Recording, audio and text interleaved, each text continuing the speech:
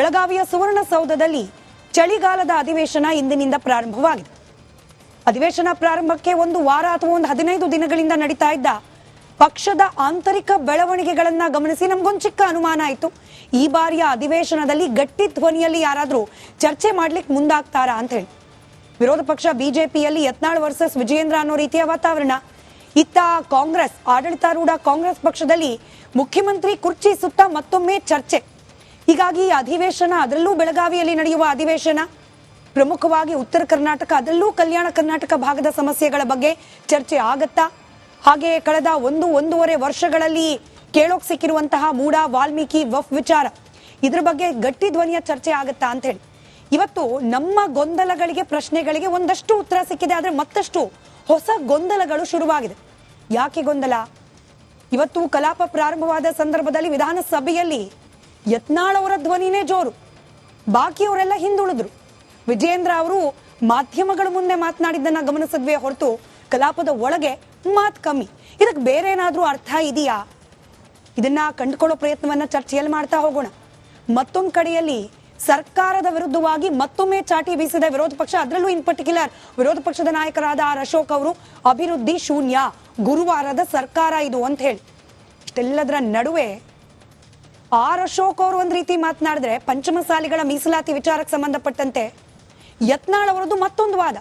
ಅಲ್ಲಿಗೆ ಎತ್ತು ಏರಿಗೆ ಕೋಣ ನೀರಿಗೆ ಹಿಂಗಾಗಿ ಹೋಗ್ತಿದೆಯಾ ಅಧಿವೇಶನ ಅನ್ನೋ ಅನುಮಾನ.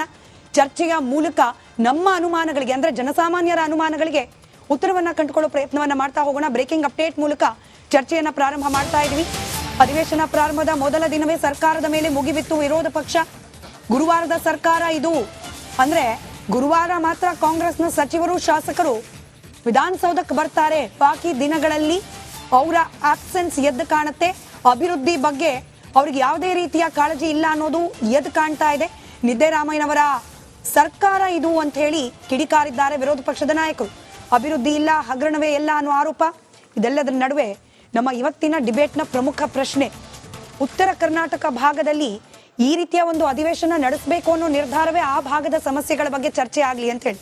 ಕೇವಲ 3 ದಿನಕ್ಕೆ ಸೀಮಿತವಾಗಿದೆ ಚರ್ಚೆ. ಸಾಕಾ?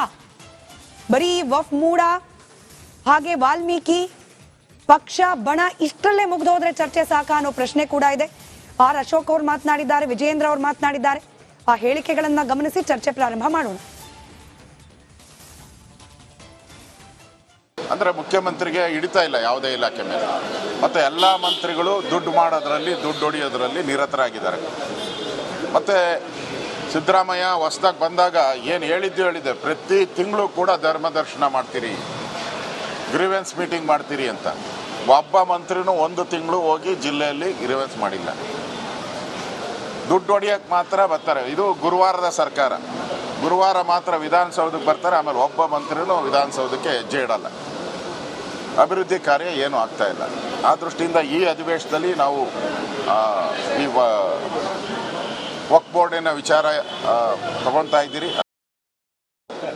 ಚಳಿಗಾಲದ ಅಧಿವೇಶನ ಇಂದಿನಿಂದ ಪ್ರಾರಂಭ ಆಗ್ತಾ ಇದೆ. ಈ ಸರ್ಕಾರ ಬಂದಾಗಲಿಂದಲೂ ಸಹ ಅಭಿವೃದ್ಧಿಯ ಬಗ್ಗೆ ಚಕಾರವನ್ನು ಕೂಡ ಎತ್ತುತ್ತಾ ಇಲ್ಲ. ಅಭಿವೃದ್ಧಿ ಬಗ್ಗೆ ಚರ್ಚೆಗೂ ಕೂಡ ಅವಕಾಶ ಇಲ್ಲ. ಒಂದು ರೀತಿಯ ಅಭಿವೃದ್ಧಿ ಶೂನ್ಯ ಸರ್ಕಾರ ಇವತ್ತು ರಾಜ್ಯದಲ್ಲಿ ಏನಿದೆ, ಸಿದ್ದರಾಮಯ್ಯ ನೇತೃತ್ವದ ಕಾಂಗ್ರೆಸ್ ಸರ್ಕಾರ, ಉತ್ತರ ಕರ್ನಾಟಕದ ಬಗ್ಗೆನೂ ಕೂಡ ಕಿಂಚಿತ್ತೂ ಕೂಡ ಕಾಳಜಿ ಇಲ್ಲ. ನಾವು ಕೂಡ ಪ್ರತಿ ಬಾರಿ ಅಧಿವೇಶನದ ಸಂದರ್ಭದಲ್ಲಿ ಉತ್ತರ ಕರ್ನಾಟಕದ ಬಗ್ಗೆ ಚರ್ಚೆ ಮಾಡ್ತಕ್ಕಂಥ ನಿಟ್ಟಿನಲ್ಲಿ ಯಾವುದೇ ರೀತಿ ಸರ್ಕಾರ ಆಸಕ್ತಿಯನ್ನು ಕೂಡ ವಹಿಸ್ತಾ ಇಲ್ಲ. ಹಾಗಾಗಿ ನಾವು ವಿರೋಧ ಪಕ್ಷದ ನಾಯಕರು ಎಲ್ಲ ಪಕ್ಷದ ಚರ್ಚೆ ಪ್ರಾರಂಭ ಮಾಡೋಣ. ಚರ್ಚೆಯಲ್ಲಿ ಬಿಜೆಪಿ ವಕ್ತಾರರಾದ ಎಚ್.ಎನ್. ಚಂದ್ರಶೇಖರ್ ಅವರು ಇರ್ತಾರೆ, ಜೆಡಿಎಸ್ನ ವಕ್ತಾರರು ದೇವರಾಜು ಸರ್ ಇದ್ದಾರೆ, ಹಾಗೆ ಕಾಂಗ್ರೆಸ್ನ ವಕ್ತಾರರು ನಟರಾಜ್ ಗೌಡ್ರು ಇದ್ದಾರೆ, ಹಿರಿಯ ಪತ್ರಕರ್ತರು ರಾಜಕೀಯ ವಿಶ್ಲೇಷಕರಾದ ರಾಮಕೃಷ್ಣ ಉಪಾಧ್ಯಾಯ ಇದ್ದಾರೆ. ಎಲ್ಲರಿಗೂ ಕಾರ್ಯಕ್ರಮಕ್ಕೆ ಸ್ವಾಗತ. ಇವತ್ತಿನ ಮಹಾಭಾರತ ಪ್ರಶ್ನೆ ಬಿಜೆಪಿಗೆ ಸಂಬಂಧಪಟ್ಟದ್ದು. ಆ ಬ್ರೇಕಿಂಗ್ ಬಂದಾಗ ಆ ಪ್ರಶ್ನೆಯನ್ನು ಮತ್ತೊಮ್ಮೆ ನಾವು ಸ್ಕ್ರೀನ್ ಮೇಲೆ ತೆಗೆದುಕೊಳ್ತೀವಿ. ಎನಿವೇ ಸ್ಕ್ರೀನಲ್ಲಿ ಕಂಟಿನ್ಯೂಸ್ ಆಗಿ ಹೋಗ್ತಾ ಇರುತ್ತೆ, ಪ್ರಶ್ನೆ ಕಾಣುತ್ತೆ, QR ಕೋಡ್ ಕೂಡ ಕಾಣುತ್ತೆ. ನಿಮ್ಮ ಅಭಿಪ್ರಾಯವನ್ನ ತಿಳಿಸಬಹುದು. ಚರ್ಚೆಯನ್ನ ಉತ್ತರ ಕರ್ನಾಟಕದ ಸಮಸ್ಯೆ, ಅಭಿವೃದ್ಧಿ ಇಲ್ಲಿಂದಲೇ ಪ್ರಾರಂಭ ಮಾಡಬಹುದಾ ಅಂತ ಹೇಳಿ. ನಟರಾಜ್ ಗೌಡ್ರೆ, ಆಡಳಿತಾರೂಢ ಪಕ್ಷ ನಿಮ್ದು, ವಿರೋಧ ಪಕ್ಷಗಳು ಹೇಳ್ತಿವೆ ಅಭಿವೃದ್ಧಿ ಅನ್ನೋದ್ರ ಬಗ್ಗೆ ಆಸಕ್ತಿ ಕಳ್ಕೊಂಡಿದೆ ಸರ್ಕಾರ, ಗುರುವಾರದ ಸರ್ಕಾರ ಅಂತೆ. ಅದ್ರ ಅರ್ಥ ನೀವೇ ವಿಶ್ಲೇಷಣೆ ಮಾಡ್ಬೇಕು. ನಾನು ಅರ್ಥ ಮಾಡ್ಕೊಂಡಿದ್ದು ಕಲೆಕ್ಷನ್ಗೋಸ್ಕರ ಬಂದ್ ಹೋಗ್ತಾರೆ ಗುರುವಾರ ಸಚಿವರುಗಳು, ಅದು ಬಿಟ್ರೆ ಅಭಿವೃದ್ಧಿ ವಿಚಾರದ ಬಗ್ಗೆ ಕಾಳಜಿ ಇಲ್ಲ, ನೇರ ಆರೋಪ. ಇಲ್ಲ, ಯಾಕಂದ್ರೆ ಬಿಜೆಪಿ ಅವರು ತಾವೇನ್ ಮಾಡ್ತಾ ಇದ್ರು ಅದನ್ನ ಬೇರೆಯವ್ರ ಮೇಲೆ ಹೇಳ್ತಾರೆ. ಅದು ವಾಸ್ತವ ಅದಲ್ಲ. ಯಾಕಂದ್ರೆ ಈ ಸರ್ಕಾರ ಬಂದ ದಿನದಿಂದ ಇವತ್ತಿನವರೆಗೂ ನಿರಂತರವಾಗಿ ಹಗಲು ರಾತ್ರಿ ಈ ಸರ್ಕಾರ ಜನಗಳಿಗೋಸ್ಕರ ಕೆಲಸ ಮಾಡ್ತಾ ಇದೆ. ಈಗ ಬೆಳಗಾವಿನಲ್ಲಿ ಅಧಿವೇಶನ ಆಗೋದು ಯಾಕೆ? ಉತ್ತರ ಕರ್ನಾಟಕದ ಸಮಸ್ಯೆಗಳಿಗೆ, ಅಲ್ಲಿನ ಶಾಸಕರುಗಳ ಅಹವಾಲುಗಳಿಗೆ, ಅವರ ಪ್ರಶ್ನೆಗಳಿಗೆ ಉತ್ತರ ಕೊಡೋಕ್ಕೆ, ಅಲ್ಲಿನ ಕೆಲಸ ಮಾಡಲಿಕ್ಕೆ ಈ ಅಧಿವೇಶನ ತಗೊಂಡ್ಬರೋದು. ಬಿಜೆಪಿ ತರ ಒಂದ್ಸಲಿ ಓಡೋಗಿದ್ರಲ್ಲ, ಅಧಿವೇಶನ ಮಾಡ್ದಲ್ಲೇ ಉತ್ತರ ಕರ್ನಾಟಕ ಮುಳುಗೋಗಿತ್ತು ನೀರಿನಲ್ಲಿ. ಇವರು ಮಾನ್ಯ ಯಡಿಯೂರಪ್ಪನವರು ಮುಖ್ಯಮಂತ್ರಿ ಆಗಿದ್ರು, ಅಧಿವೇಶನನೇ ಮಾಡಲಿಲ್ಲ, ಓಡೋಗ್ಬಿಟ್ರು. ಆ ರೀತಿ ಅಲ್ಲ ಇದು. ನಾವು ಅಧಿವೇಶನ ಮಾಡ್ತೀವಿ, 3,000ಕ್ಕೂ ಹೆಚ್ಚು ಪ್ರಶ್ನೆಗಳು ಬಂದಿದ್ದಾವೆ. 3,000ಕ್ಕೂ ಹೆಚ್ಚು ಪ್ರಶ್ನೆಗಳು ಬಂದಾಗ ಆ ಪ್ರಶ್ನೆಗಳಿಗೆ ಉತ್ತರವನ್ನ ಕೇಳಬೇಕಾದಂಥದ್ದು ಸರ್ಕಾರದ ಹೊಣೆಗಾರಿಕೆ ಇದೆ. ಉತ್ತರ ಕೊಡುವಂಥದ್ದು ಸರ್ಕಾರದ ಹೊಣೆಗಾರಿಕೆ ಇದೆ.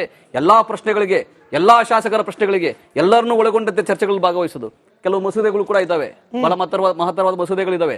ಆ ಮಸೂದೆಗಳಿಗೂ ಕೂಡ ಚರ್ಚೆಗೆ ಅವಕಾಶವನ್ನ ಕೊಟ್ಟು ಎಲ್ಲ ಏನು ಸಂವಾದ ಮಾಡಿ ಅವರ ಸಲಹೆಗಳನ್ನು ತೆಗೆದುಕೊಂಡು ಅದು ತಿದ್ದುಪಡಿ ಮಾಡೇ ಮಾಡ್ತಾರೆ. ಏನು ಮಸೂದೆಗಳಿದ್ದಾವೆ ಅವನ್ನ ಮಂಡನೆ ಮಾಡೇ ಮಾಡ್ತಾರೆ. ಸೊ ಇದಕ್ಕೆಲ್ಲ ಏನ್ ಬೇಕಾಗುತ್ತೆ? ಜವಾಬ್ದಾರಿಯುತ ವಿರೋಧ ಪಕ್ಷ ಬೇಕಾಗ್ತದೆ.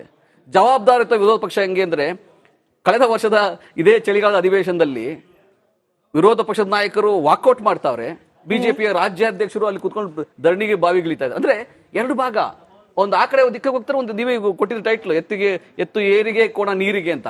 ಆ ರೀತಿ ಆದಿರಲ್ಲ. ಚರ್ಚೆಗೆ ಬನ್ನಿ, ನೀವು ನಮ್ಮನ್ನ ಕಠಿಣವಾದ ಪ್ರಶ್ನೆ ಕೇಳಿ, ಸರ್ಕಾರವನ್ನು ಪ್ರಶ್ನೆ ಕೇಳಿ, ಸರ್ಕಾರಕ್ಕೆ ಮುಜುಗರ ಆಗುವಂತ ಪ್ರಶ್ನೆ ಕೇಳಿ, ಸರ್ಕಾರ ಉತ್ತರ ಕೊಡುತ್ತೆ ಅನ್ನೋದು ನೋಡಿ. ಯಾವುದೇ ವಿಷಯಗಳಲ್ಲಾಗ್ಲಿ, ನಾನು ಇದು ಅದು ಅಂತಿಲ್ಲ, ಕರ್ನಾಟಕದ ಎಲ್ಲಾ ವಿಷಯಗಳು, ಈ ಕರ್ನಾಟಕದ 4 ದೊಡ್ಡ ವಿಷಯಗಳು ಚರ್ಚೆ ಆಗ್ತವೆ ಸಾರ್ವಜನಿಕವಾಗಿ. ಒಂದು ಕೇಂದ್ರ ಸರ್ಕಾರದಿಂದ ಆಗ್ತಾ ಇರ್ತಕ್ಕಂಥ ತೆರಿಗೆ ಅನ್ಯಾಯ, 2ನೇದು ಅನುದಾನ ಬರ್ತಾ ಇಲ್ಲ ಅನ್ನೋದು, 3ನೇದು ವಕ್ಫ್ದು ಚರ್ಚೆ ಆಗ್ತಾ ಇದೆ, ಪಂಚಮಸಾಲಿದು ಚರ್ಚೆ ಆಗ್ತಾ ಇದೆ, ಮೀಸಲಾತಿದು, ಇವೆಲ್ಲಾ ವಿಷಯಗಳು ಚರ್ಚೆ ಮಾಡಿ ನಾವು ಆಹ್ವಾನ ಕೊಡ್ತೀವಿ. ಆದರೆ ಬಿಜೆಪಿನಲ್ಲಿ ಆ ಮಾತುಗಾಡುವಂತವ್ರು ಸುಮ್ಮನೆ ಬಂಬಡಿ ಹೊಡೆಯೋದ್ರ ಧ್ವನಿ ದೊಡ್ಡದು ಮಾಡ್ಬಿಟ್ಟು ಕಿರ್ಚಾಡುವಂಥದ್ದು ಮುಖ್ಯ ಅಲ್ಲ. ಮೇಧಾವಿತನದಿಂದ, ಜ್ಞಾನದಿಂದ, ಅನುಭವದಿಂದ ಪ್ರಶ್ನೆಗಳನ್ನು ಕೇಳುವಂತ ನಾಯಕರು ಬಿಜೆಪಿ ಅನುಭವಿಗಳು ಇಲ್ವೇ ಇಲ್ಲ. ಬಿಜೆಪಿ